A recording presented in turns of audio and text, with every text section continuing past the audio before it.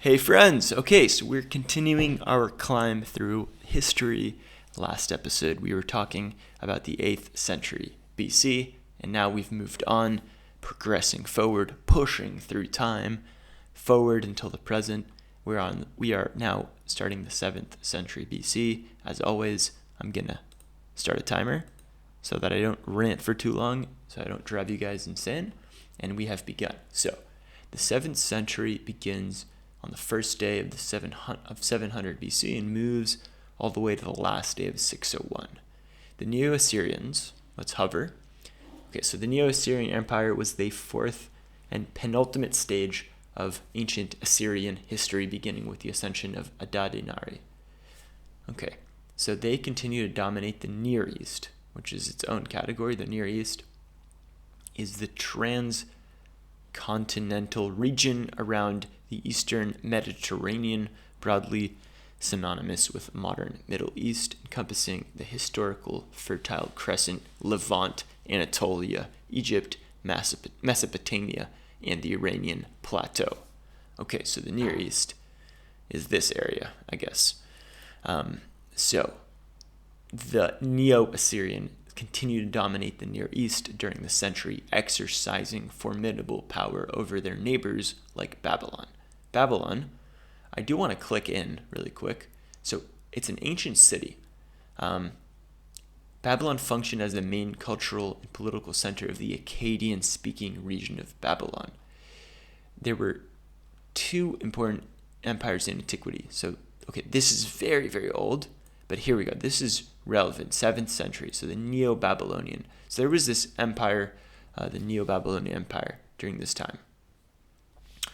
So, and Egypt. And Egypt in these days, I'm assuming it's not this modern Arab republic, it's the Old Kingdom. Most likely 100%. Yeah, it's like the Old Kingdom. To have this link, it would be very general. In the last 2 decades of the century, however, the empire, which is the Neo-Assyrians, they began to unravel. Numerous enemies made alliances and waged war from all of the sides. The Assyrians finally left the world stage permanently, with their capital, Nineveh, destroyed in 612. These events gave rise to the Neo-Babylonian Empire, which would dominate the region for much of the following century. The Zhou dynasty continues in China, and the late period begins in Egypt, with the 26th dynasty starting with the coronation of Psamtik I. In Mesoamerica, the Zapotec civilization begins to develop in the area later known as the Valley of Oaxaca. Let's hover. Zapotec is here. What is that? Panama or something? It's like the southern tip of Mexico. Pre-Columbian civilization. Pre-Columbian, I guess that's Columbus, Christopher Columbus, perhaps.